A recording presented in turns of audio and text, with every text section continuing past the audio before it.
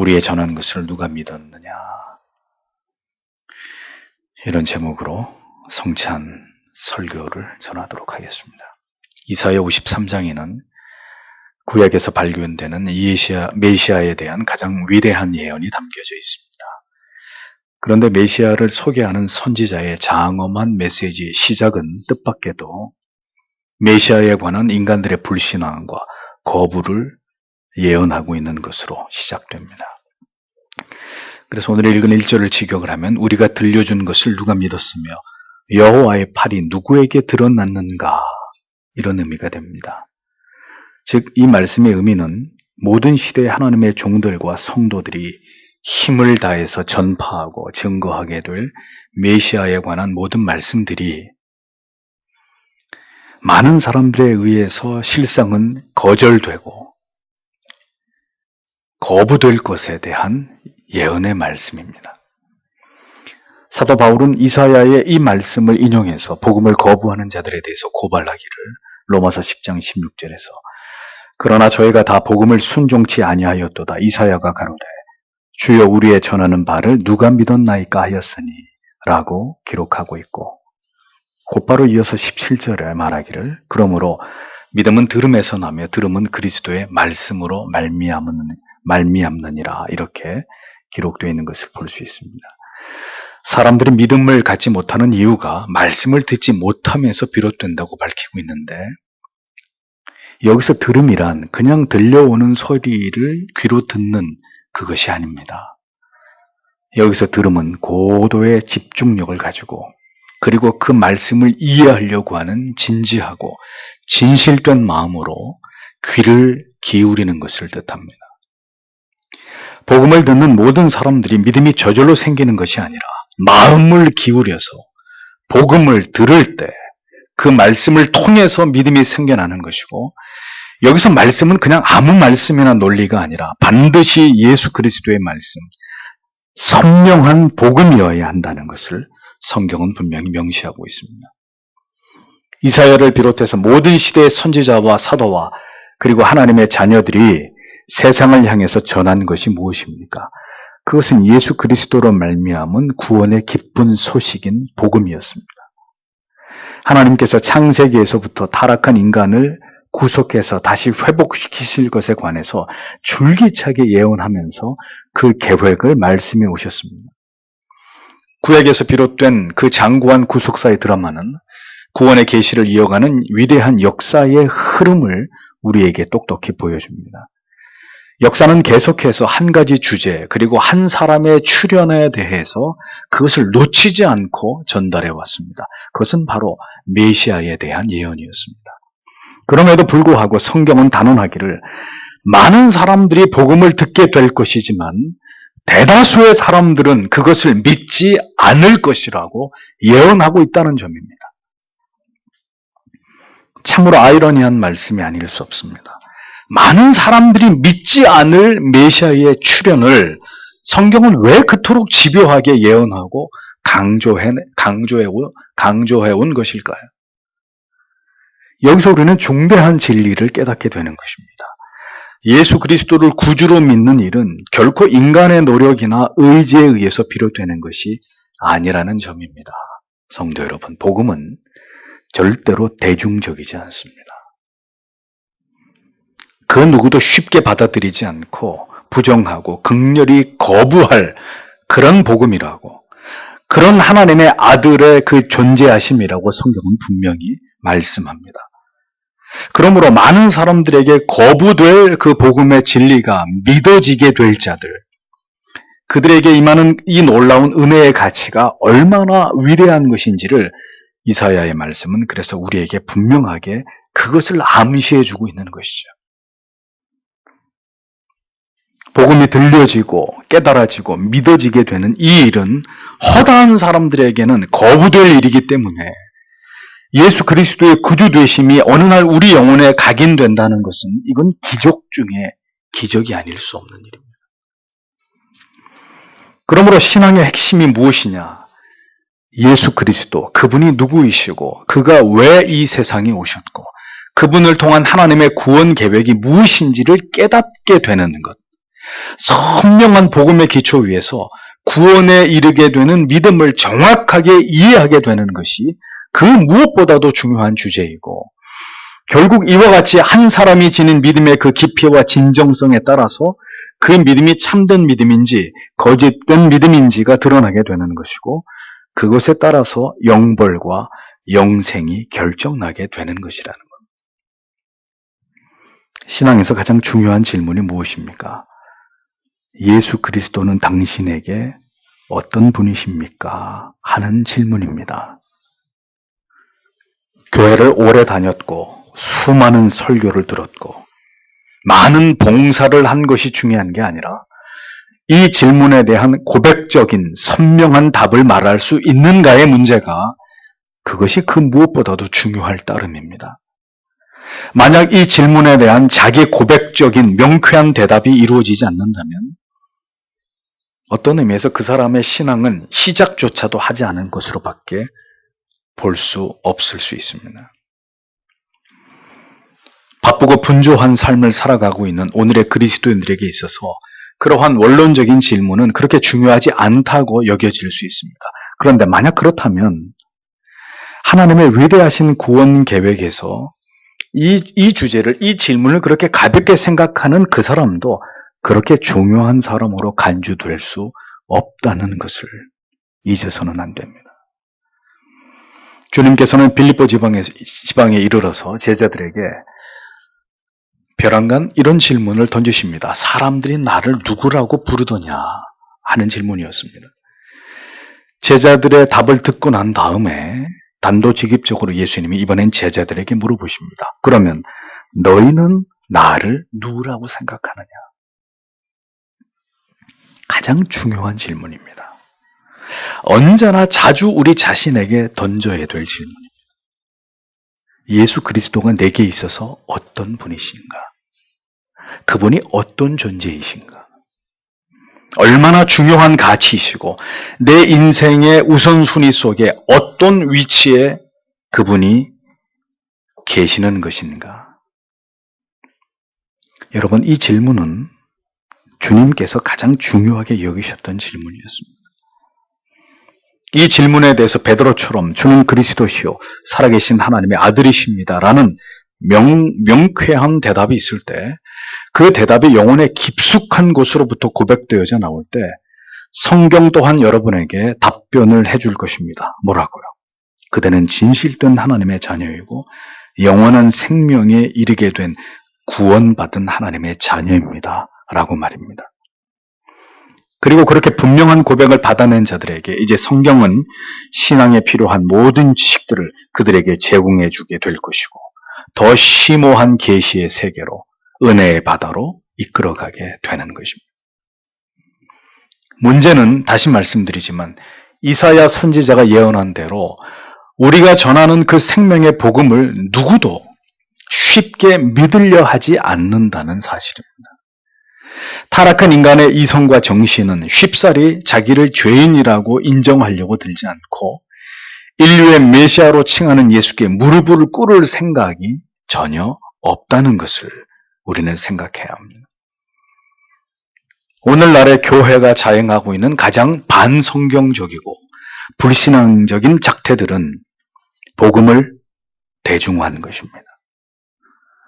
사람들의 자존심을 상하지 않게 하고 성경의 진리를, 복음을 매우 부드럽고 소프트하게 만들어서 아주 세련되게 포장을 해서 먹기 좋게 사람들에게 떠먹여주고 있는 바로 이 끔찍한 현실입니다. 교회가 복음의 능력을 의존하는 것이 아니라 사람들의 환심을 사서 더 많은 사람들을 교회 안으로 불러들이기 위해 혈안이 되는 이유가 무엇일까요? 복음을 거부하거나 모르는 사람들에게도 그들을 위로하고 계속 감동을 주다가 보면 결국 그들이 마음을 열고 예수를 믿어줄 것이라고 하는 이 인본주의적인 어리석은 생각 때문입니다. 오늘날 강단에서 선명한 복음이 사라져가는 이유는 복음을 통해서 영혼을 변화시키시는 하나님의 능력을 신뢰하는 일보다 점점 더 사람들이 교회를 거부하고 그로 인해서 교회의 존폐를 우려하고 두려워하는 마음이 더 커져가고 있기 때문입니다. 복음을 대중화하면서 한없이 그 수위를 낮추다가 보니까 이제 자기 자신들도 지금 내가 뭘 믿고 있는지를 잃어버린 이런 지경에 이르게 되고 있습니다. 성도들은 신앙의 모든 야성을 잃어버린 채로 세상에 길들여지고 사육된 온순하고 나약한 존재들로 전락되고 있습니다. 우리가 잊지 말아야 될 것은 교회를 통한 복음의 확장과 택자 구원의 사역을 주도하시는 분은 오직 하나님이시라는 것입니다.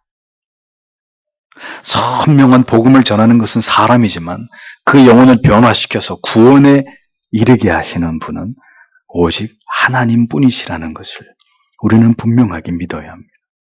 그래서 교회의 사명은 이 복음을 타협하지 않고 변질시키지 않고 원액 그대로 영혼들에게 전하는 것입니다. 명확하고 분명하게 인간의 죄와 전적인 타락과 부패를 외치면서 복음과 신앙에 필요한 모든 재반 교리들을 계속해서 가르쳐 나아가야 합니다. 그 진실함과 정직한 노력에 성령이 각 사람의 놀라운 회심과 영적 부흥으로 응답하실 때까지 그 일을 계속해야 되는 것입니다. 복음은 모든 사람들을 구원하는 것이 아닙니다. 구원은 자신의 존재의 기원에 대해서, 생명의 그 끝에 관해서, 인간의 어리석은 죄악의 문제에 대해서, 그리고 구주 예수 그리스도에 관해서 진지한 질문을 던지면서 가장 본질적인 그 물음들에 대한 해답을 반드시 얻고자 하는 자들에게 임하는 것입니다.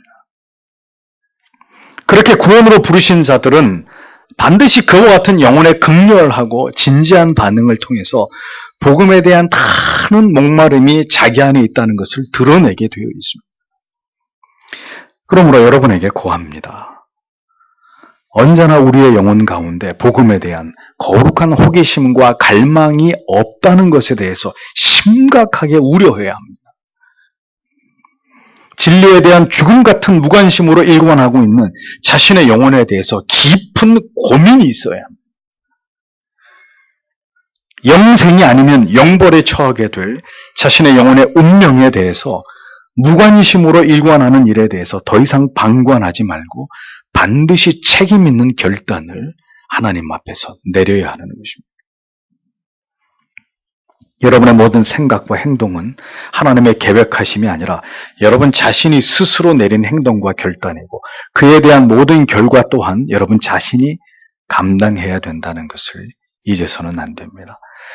그러므로 우리가 할 수 있는 일은 최대한 신속하게 예수 그리스도에 관해서, 복음에 관해서 오늘부터 당장 진지해지는 것입니다. 메시아에 대한 모든 성경의 명백한 증언에 대해서 내 마음을 기울이는 것입니다. 구약의 그 많은 말씀들 속에서 예수 그리스도의 예표를, 메시아의 그림자를 찾아내고 육신을 입고 이 땅에 오신 하나님의 아들에 관해서 주께서 친히 하신 말씀과 우리에게 보여주신 삶 속에서 예수 그리스도가 어떤 분인지를 집요하게 알아가야 합니다. 이 점에서 우리가 염두해야 될 것이 있습니다. 메시아에 대한 예언은 모든 이스라엘 백성들에게 분명히 주어졌습니다. 그들은 조상 대대로 그 메시아를 기다려왔습니다. 그런데 막상 메시아가 도래하자 그들은 전혀 예수 그리스도를 메시아로 인정하지 않고 그를 거부하고 멸시했습니다. 그들이 그렇게 메시아를 거절한 것은 오늘날 이 시대에 많은 사람들이 왜 예수 그리스도의 십자가를 거부하는지를 알 수 있는 중요한 단서가 됩니다. 이스라엘 백성들이 예수 그리스도를 구주로 믿지 않은 이유에 관해서 이사야는 이렇게 오히려 되묻고 있습니다. 여호와의 팔이 네게 나타났느냐. 여기서 팔이라고 번역된 히브리어의 원어는 때로 능력, 권능, 힘이라는 의미로도 사용이 됩니다. 따라서 이 구절은 하나님의 권능이 누구에게 나타났느냐 이런 질문이기도 합니다.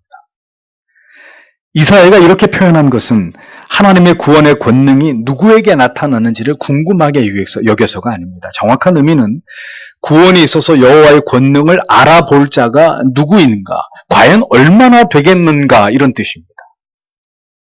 따라서 우리가 여기서 깨닫게 되는 중요한 진리는 하나님께서 그의 아들을 통해서 죄인들을 구원하고자 하시는 이 놀라운 방법을 세상의 지혜와 지식으로, 이성으로 이해할 자들이 절대로 많지 않을 것이라는 것에 대한 엄중한 사실입니다.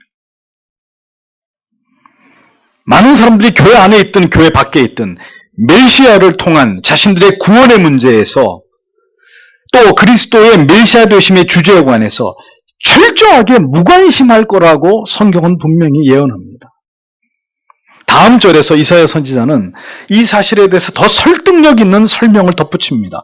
그는 주 앞에서 자라나기를 연한 순 같고 마른 땅에서 나온 줄기 같아서 고운 모양도 없고 풍채도 없은즉 우리의 보기에 흠모할 만한 아름다운 것이 없도다, 이렇게 적고 있습니다. 즉 사람의 관점으로 보았을 때 메시아는, 구원의 기쁜 소식은, 기독교라는 종교는 전혀 매력적이지 않은 것이라는 것을 예언하고 있는 거예요. 죄인을 구원하시는 하나님의 방법은 많은 사람들이 보기에 기꺼이 수긍이 되고 설득이 될 수 있는 그런 내용이 아니라는 것입니다. 메시아의 모습은 사람들이 한눈에도 압도당할 만한 그런 찬란하고 신비스러운 어떤 엄청난 힘을 드러내는 강력하고 위험 있는 그런 모습이 아닐 것이라고 성경은 말씀합니다. 인류를 구원하시기 위한 하나님의 방법은 사람들이 기대한 것과는 사뭇 다를 것이라고 성경은 말씀하고 있는 거죠.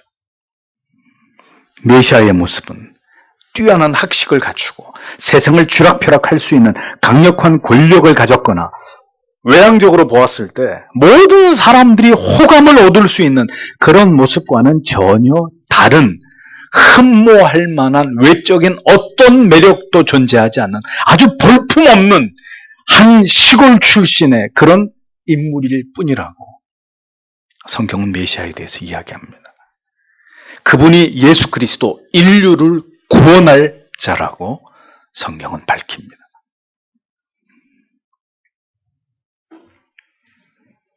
구원의 오묘한 진리가 바로 여기에 있는 것입니다. 아무도 주목하지 않는, 아무도 그런 사람이 메시아라고 믿어지지 않는 그런 불신과 거부 속에서 마침내 역사 앞에 가장 초라한 모습의 메시아가 그렇게 자기를 드러낼 것이라는 겁니다. 눈에 보이는 것이, 사람이 중요하게 여기는 조건들이 하나님 앞에서 얼마나 무의미하고 허무한 것인지를 여러분 분명하게 인식하셔야 될 필요가 있습니다.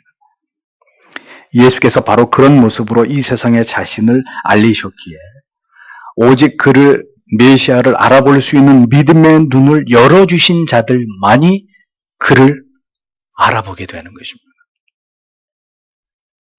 그리고 그를 믿게 되는 것입니다. 성경은 그것을 구원이라고 말하는 것입니다. 그들이 하나님의 택하심을 입은 백성들이라고 강조하고 있는 것입니다. 모든 사람들이 믿고 구원을 얻도록 하셔야 했던 그런 메시아이셨다면 주님의 출생이나 그분의 출현의 모습은 사뭇 달랐을 것입니다. 모든 것에서 사람들의 주목을 받기에 충분한 모습으로 메시아이신 자신을 주께서는 대대적으로 세상에 알리셨을 것이고, 주께서 가지신 범접할 수 없는 신비한 매력들을 마음껏 발산하셨을 것입니다. 그래서 단번에 구름대처럼 많은 무리들을 주님은 불러 모으셨을 것입니다. 왜 기독교의 진리가, 복음이, 그리고 그것을 믿게 된 믿음이 소중한 것인지 여러분, 우리가 절대로 그것을 잊지 말아야 합니다. 예수님은 모든 자들에게 배척을 받으셨습니다.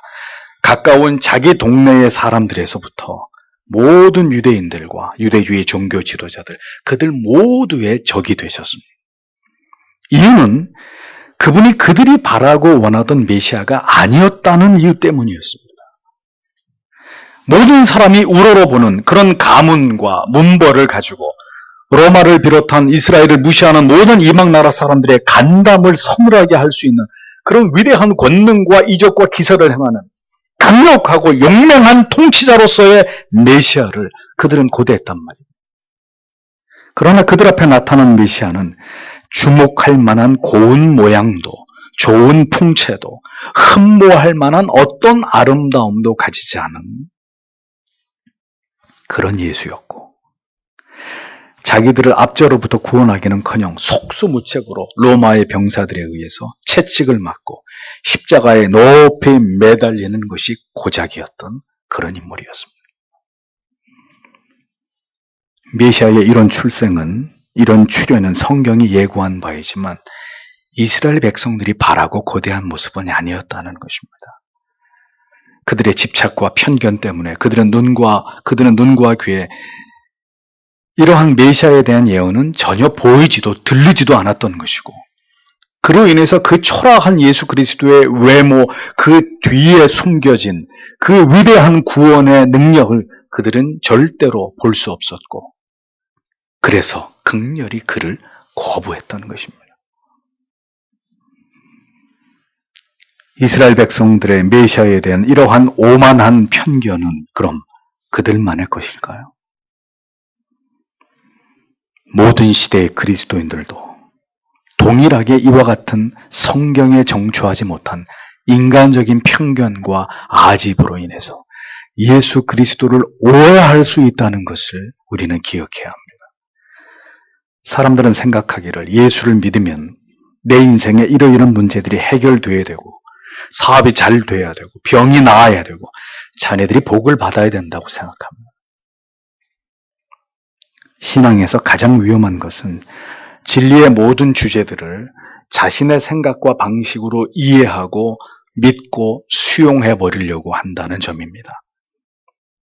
이러한 신앙의 무지로 인해서 편견과 오해가 생기게 되는 것이고, 하나님의 구원의 도가 흠모할 만한 것이 전혀 없는 초라한 그리스도의 모습 속에 담겨져 있음을 알지 못했던 이스라엘 백성들의 그 어리석음은 여전히 오늘날도 그래서 반복될 수밖에 없는 것이라는 겁니다. 우리를 구원하실 뿐만 아니라 우리의 인생을 이끌어 가시는 하나님의 섭리의 방식은 인간이 생각하고 기대하는 바와는 전혀 다릅니다. 그렇기 때문에 진리에 깊이 뿌리내리고 복음을 올바로 이해하고 깨닫는 믿음을 배양해 나가지 않으면 신앙은 자꾸 왜곡되고 자꾸 뒤틀리기 시작하고 자꾸 오해를 불러일으키게 되고 결국은 참된 믿음의 자리에서 이탈하게 되는 이런 문제를 발생시키는 것입니다. 우리는 자꾸 하나님을 신앙하는 일에 있어서 우리의 해석과 우리의 관점을 끼워 넣으려고 합니다. 보다 세련되고 보다 현대적으로 하나님을 향한 신앙의 내용과 방법들을 바꾸려고 시도합니다. 우리 생각이 마치 더 현명하고 더 현대적이고 더 세련되다고 확신하는 듯이 말입니다. 그럴 때마다 우리는 우리를 구원하시기 위한 하나님의 방법은 지극히 소박하고 단순하고 초라한 것이었다는 것을 기억해야 합니다. 모든 영광과 능력을 버리고 어떤 아름다운 풍채나 세련된 아름다움 없이 주께서는 이 땅에 오셨습니다. 연한 순 같고 마른 땅에서 나온 뿌리 같은 모습으로 그렇게 주님은 이 세상에 오셨을 따름입니다. 여러분, 구약시대 때 하나님께 드렸던 제물을 생각해 보십시오. 왜 제물을 하나님께서는 힘있고 용맹스럽고 큰 등치를 자랑하는 사자나 곰 이런 것을 하나님이 원하지 않으시고 양, 염소, 비둘기, 소 같은 이런 풀을 뜯는 온화하고 힘이 약한 짐승들을 제물로 요구하신 것일까요? 인간을 구원하시기 위한 하나님의 방법이 바로 그러할 것임을 예고하신 것입니다. 끌고 가면 끌려오고 목을 꺾거나 급소를 찌르면 그냥 반항 없이 죽음에 이르는 이러한 온화한 짐승이 제물이 되도록 하신 뜻은 죄인들의 영원한 궁극의 희생 제물이 되실 예수 그리스도께서도 그렇게 일면 힘이 없어 보이고 유약한 모습으로 이 세상에 오셨고 그리고 십자가에 매달리셔서 그렇게 우리를 대속하실 것에 대한 예표가 되기 때문입니다. 그것이 하나님께서 이 땅에 보내신 메시아의 적어도 겉모습이었고 그에게서 풍기는 이미지였습니다. 그런 뛰어난 외모와 풍채와 권력을 자랑하는 힘 있는 예수가 아니라 십자가 위에서 그렇게 처참한 모습으로 매달려 계시는 볼품없고 초라한 힘 없는 예수 그리스도이셨습니다. 우리는 어떤 예수님을 꿈꾸고 바라고 있습니까? 우리에게 예수님은 어떤 존재이시기를 우리는 소망합니까? 우리가 생각하는 믿음의 그 결과는 무엇입니까? 그리스도가 힘없이 그렇게 십자가에 달려 돌아가시자 많은 사람들이 자신들이 무슨 짓을 저지른지도 알지 못한 채로 모두 실망하고 뿔뿔이 흩어져 버렸습니다.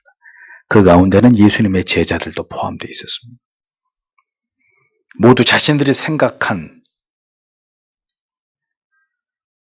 그런 모습과 많이 빗나가 버린 예수 그리스도의 최후의 모습과 그 비참한 죽음 때문에 그들은 그렇게 다 떠나가 버렸습니다. 많은 사람들이 예수를 믿었다가 혹은 올바른 신앙을 찾아왔다가 자신이 생각하는 그것과 다름을 느낄 때 당황해합니다. 다음 순간 어떤 고통의 대가를 치르더라도 자신의 무지와 오해를 벗겨내려고 하지 않고 자기의 신념과 다른 신앙의 내용이나 진리의 가르침에 대해서 간단하게 등을 돌려버리는 거죠. 이건 내가 아는 예수가 아니야. 이건 내가 아는 신앙이 아니야. 이건 내가 아는 복음이 아니야. 이건 내가 추구하는 그런 교회 모습이 아니야.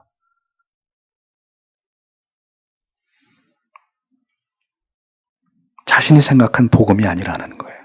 자신이 생각하는 구원이 아니라는 거예요. 자신이 생각하는 교회가 아니라는 겁니다.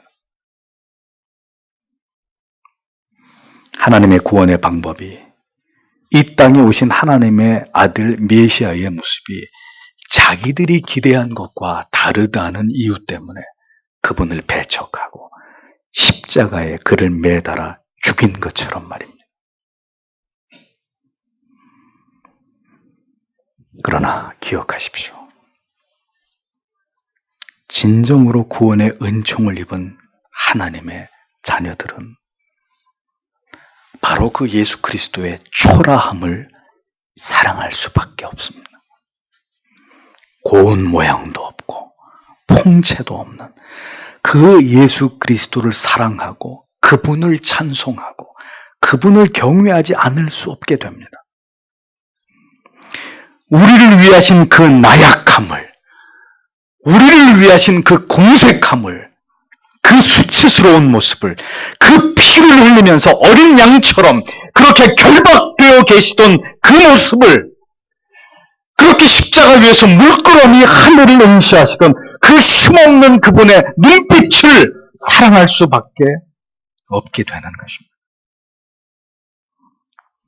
그 모든 것이 나의 죄 때문인 것을 알기 때문입니다. 그분의 그 모든 모습 속에서 우리를 모든 죄 가운데서 건져내시는 그 위대한 사랑과 은혜를 볼 수 있기 때문입니다. 세상이 더 이상 그리스도에 대해서 그리고 그분의 뒤를 따르는 우리들에 대해서 뭐라고 이야기하든 이제 그것은 더 이상 중요한 것이 될 수 없는 것입니다. 그분은 영원히 내가 찬송해야 될 분이시고 영원히 사랑해야 될 분이시고 그리스도께서 못다 이루신 일들을 주님의 몸이신 교회를 위해서 이제는 내가 감당해야 될 숭고한 사명이라고 여기면서 그렇게 뜨겁게 주님과 주의 몸 되신 교회를 사랑하는 삶을 살아가게 되는 것입니다. 그러나 내게는 우리 주 예수 그리스도의 십자가 외에 결코 자랑할 것이 없으니 그리스도로 말미암아 세상이 나를 대하여 십자가에 못 박히고 내가 또한 세상을 대하여 그러하니라. 갈라디아서 6장 14절에 이 바울의 고백 속에서 무한한 공감을 느끼면서 그 무엇도 자랑할 것이 없는 인생이라는 것을 깨달아서 이제는 영원히 십자가만을 자랑하면서 세상을 그 십자가에다 못 박아버리는 삶을 살아가게 되는 것입니다. 신앙은 사람의 편견과 아집과 오해의 그 너머로 모든 연약함과 궁핍함과 초라함 가운데 계시는 그 메시아를 바라볼 수 있는 눈이 열릴 때 비로소 우리 안에 소유할 수 있는 가치입니다. 구원은 바로 그 흠모할 만한 것이 없는 사람의 눈으로 미덥지 못하고 아름다워 보이지도 않고 위험 있어 보이지도 않는 그 초라함 안에 담겨져 있음을 깨닫게 된 그 지각과 마음이 열린 자 안에 임하게 되는 것이 바로 구원의 은혜라는 거예요. 여러분은 그 가치를 보셨습니까? 그래서 오늘도 부단히 우리의 눈에 보이는 소멸될 가치보다는 보이지 않는 영원한 가치의 위대함을 추구하면서 여러분 그렇게 살아가고 계시는 것입니까? 우리의 편견과 선입견과 오해를 걷어내고 언제나 위대하신 메시아를 그 본질과 속성을 깊이 살피고 이해함으로 언제나 낮은 마음으로 그리스도만을 존귀케 하기를 원하는 그런 신앙을 견지하기 위해 노력하는 신자들이 되셔야 합니다. 수많은 기적과 이적을 행하셨어도 사람들은 그리스도께서 나약한 모습으로 십자가를 지고 갈보리 언덕을 오르자 그분께 분노하고 그분께 등을 돌렸습니다. 그들이 기대한 메시아의 모습이 아니었기 때문입니다. 우리가 생각한 진리가 아니라면, 우리가 꿈꾸고 바라던 그리스도를 따르는 삶이 아니라면 그럼 여러분도 믿음의 자리를 박차고 떠나실 것입니까? 핍박과 박해가 시작되고 여러 가지 신자라는 이름 때문에 불이익을 당하는 일들이 일어날 때 당황하면서 이것은 내가 바라던 삶이 아니라고, 이것은 내가 예수를 뒤따르고자 마음먹었을 때 내가 바랬던, 내가 기대했던 그런 삶이 아니었노라고 그렇게 생각하고 그리스도를 버리실 것입니까? 골고다 언덕 위에서 생명을 버리신 예수 그리스도는 우리들의 영원한 생명이셨습니다. 그러나 그 위대한 생명을 주로 이 세상에 오신 하나님의 아들은 인간들이 꿈꾼 메시아가 아니라는 이유 때문에 박해를 받으시고 버림을 받으시고 지금도 멸수를 당하고 지금도 인간들에 의해서 철저하게 무시당하고 지워지고 있는 그런 존재가 되어 있습니다. 때가 이르면 우리가 생각하는 그리스도가 아니고 우리가 생각하는 말씀이 아니라는 이유 때문에 우리가 예상하지 못했던 고난 앞에서 많은 배도자의 무리들이 일어날 것입니다. 그러므로 성도 여러분, 복음 때문에 부당한 대접을 받는 것을 이제 여러분들의 삶 속에서 연습하십시오. 그리고 그것에 익숙해지도록 하십시오.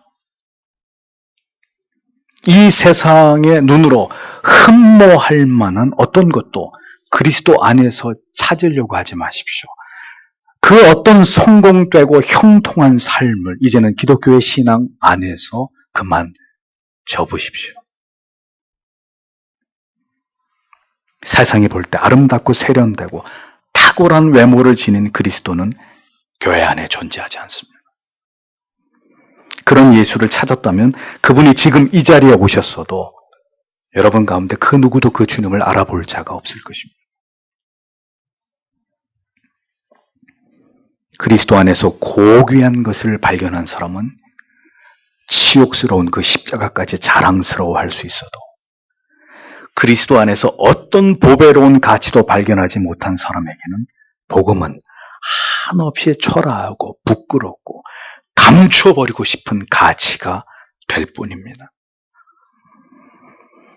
오늘도 우리의 죄 때문에 살찌고 피 흘려주신 그리스도께서 신비한 연합 속에서 우리 안에 은혜로 임재하심으로 영원토록 그 십자가를 자랑하면서 복음을 부끄러워하지 않는 당당한 성도의 삶을 살아가도록 우리를 도우실 것입니다.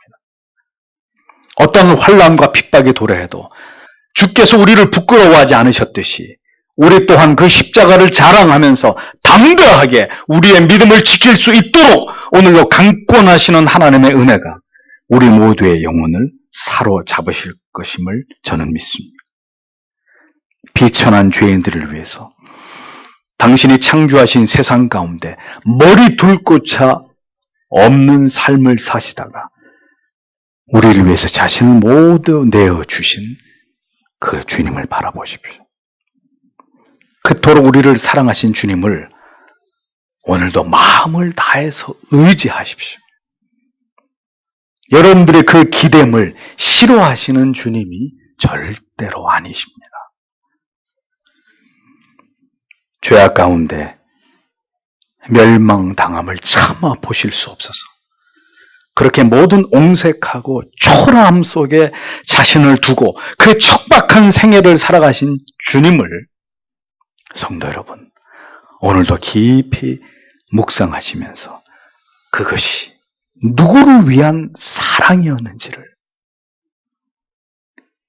생각하셔야 합니다. 그리고 그것을 기억하면서 살아가야 합니다. 그 주님께서 여러분을 결코 잊어버리지 않으실 것입니다. 그 주님을 바라보면서 우리 모두 함께 성찬으로 나아가기를 원합니다.